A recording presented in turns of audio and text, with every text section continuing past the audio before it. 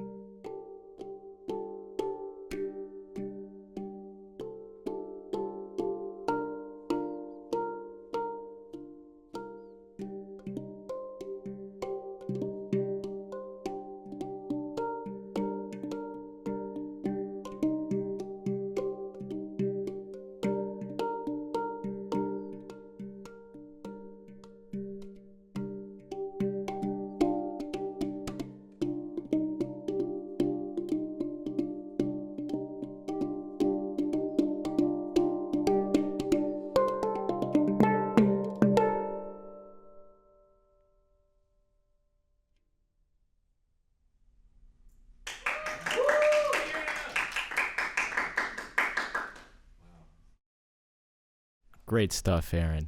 Really, truly great stuff. So tell me a little bit about that instrument. What were you just playing there? Yeah, well thank you, Aaron.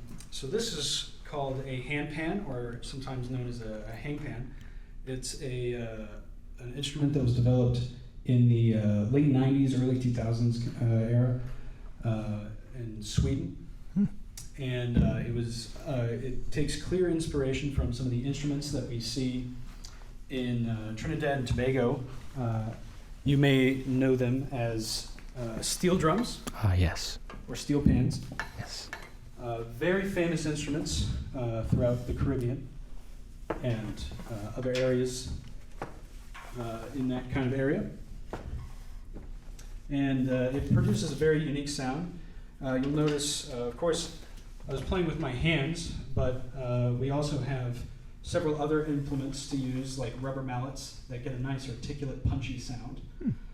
Or if you fancy an even softer touch, you might even use some yarn mallets, and it gets a nice ethereal kind of tone, which of course, is very relaxing and very rewarding to kind of improv on. This instrument encourages creativity and exploration above all else, as not many things are written for it, of course. Most only typically have about 9 notes to a scale, and so you've got to get very creative as far as the rhythms that you're using and stuff like that, because you're not really going to hit any wrong notes. Right. Creating through the limitations of the instrument. I think that is something very beautiful and something very specific to a lot of instruments, but also just a lot of percussion instruments. Kind of like the one that you're going to now, the vibraphone, right?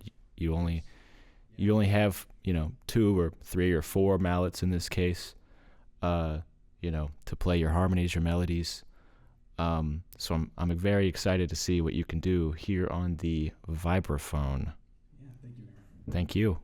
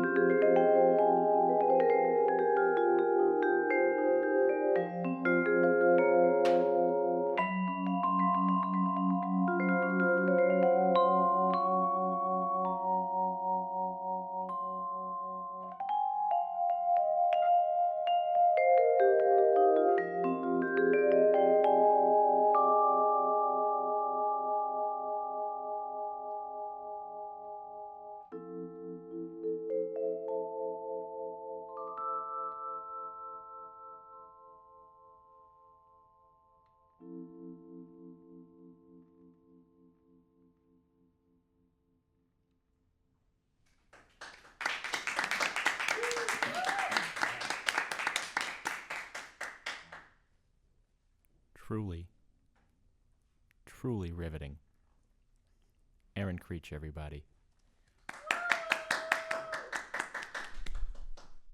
So I do believe it is my turn to play. A little introduction about myself. My name is also Aaron. We are Aaron, and Vincent as your guest panel today. Today I'll be playing the guitar. Naturally I'm a percussionist, but I thought I should do something special for this Better Late Than Never podcast.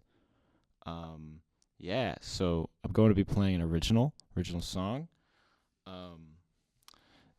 It's called I Want to Build a Tower Tall.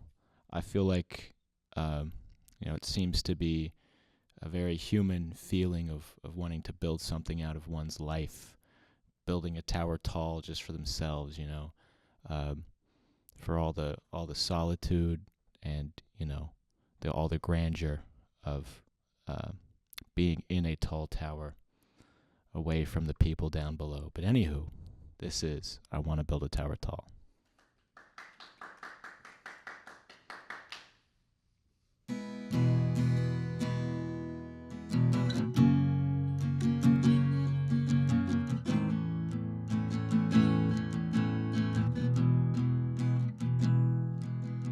I want to build a tower tall, somewhere it can't fall. Keep me from the ants down below. I'll build it on the top of solid ground, somewhere it can't be found. I want it all, I'll keep it for myself. Ba-da-da-da-da-da. Da-da-da-da-da-da. Ba-da-da-da-da.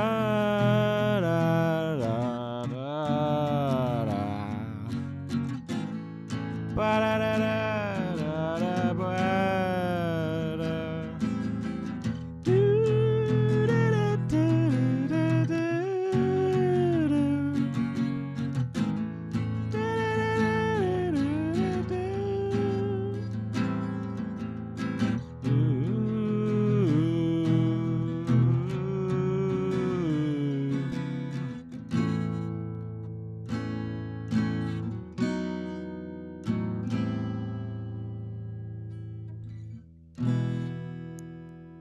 Thank you.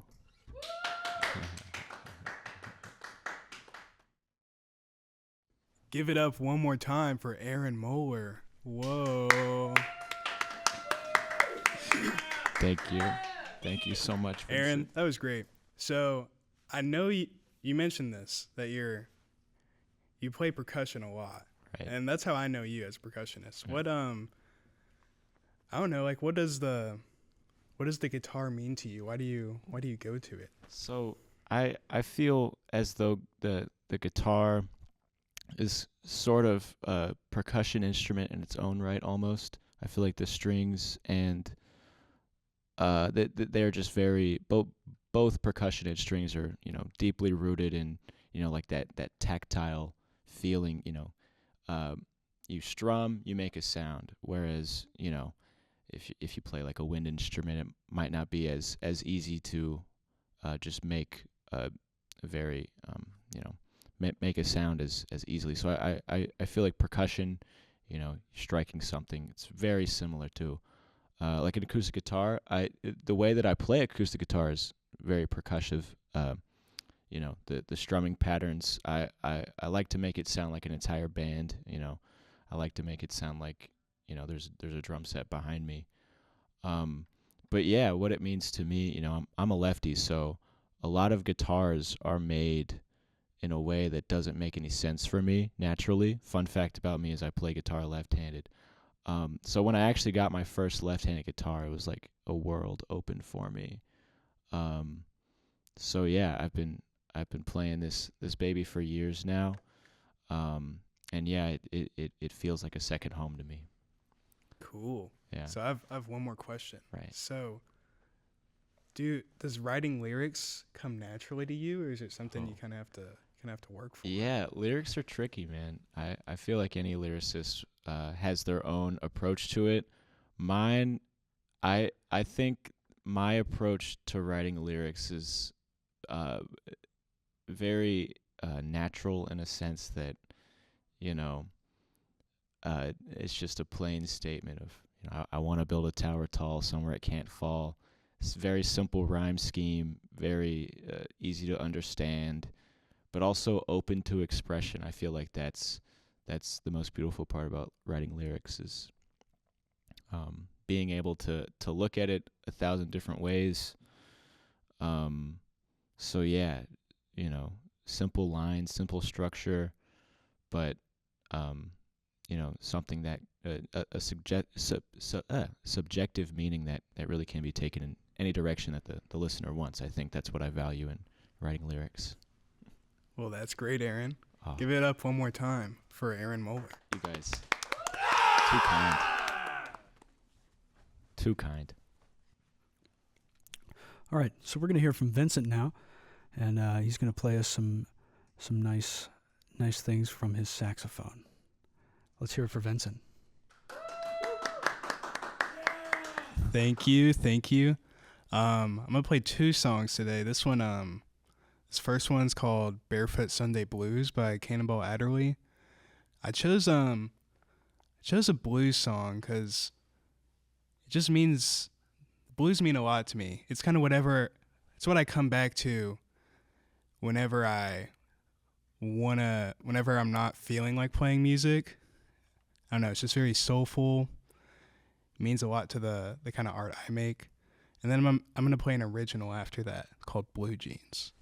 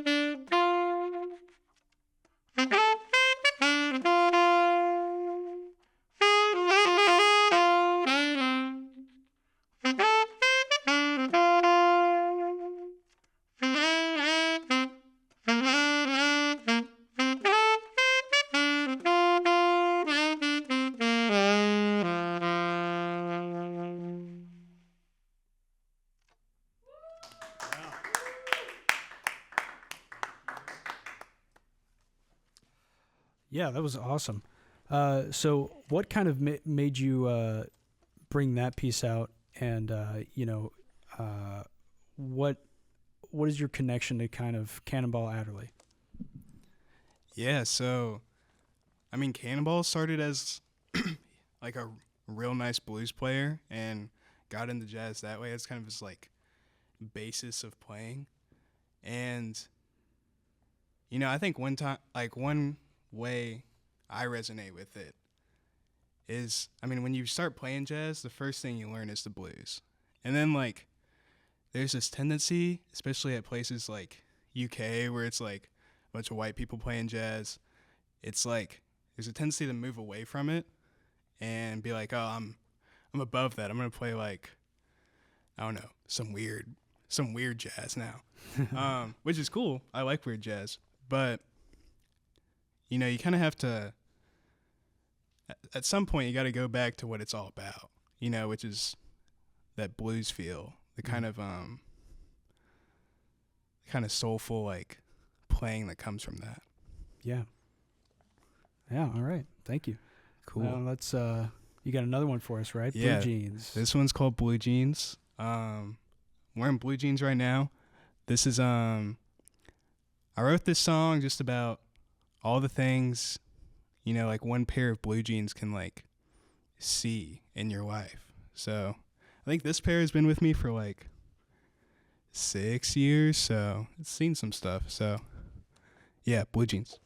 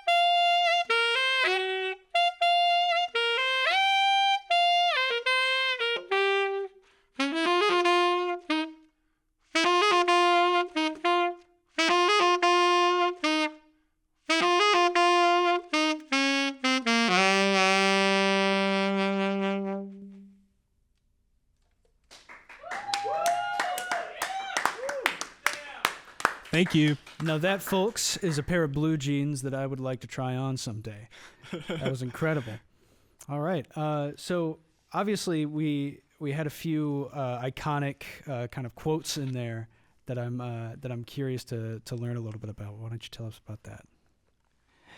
Honestly, I don't even know what I quoted. Sometimes it just happens. Yeah.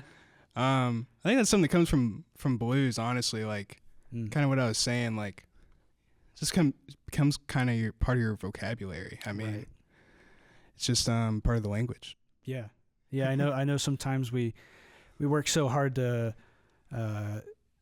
practice our scales and get comfortable in those, and then build certain little as drummers, we'll build fills and stuff like that, and we'll kind of have that in a set of in a toolbox that we can kind of just pull out, and it's a lot of the same with improvising on melodic instruments and stuff like that. So yeah, it definitely comes out even when you're not intending it to, and I know it did for me with some of the stuff that I was messing around with and improvising on Handpan and Vibe.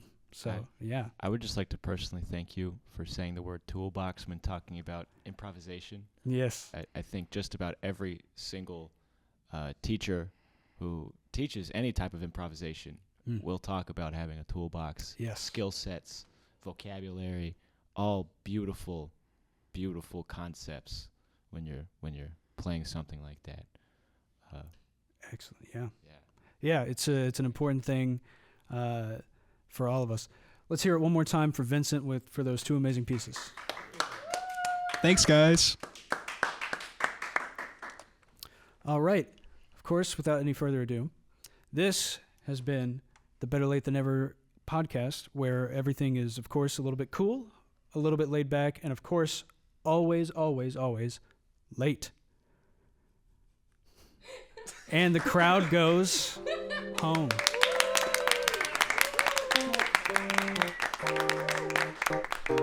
Hi, this is Sabrina Riggs. I'm your director and producer of the Better Late Than Never podcast.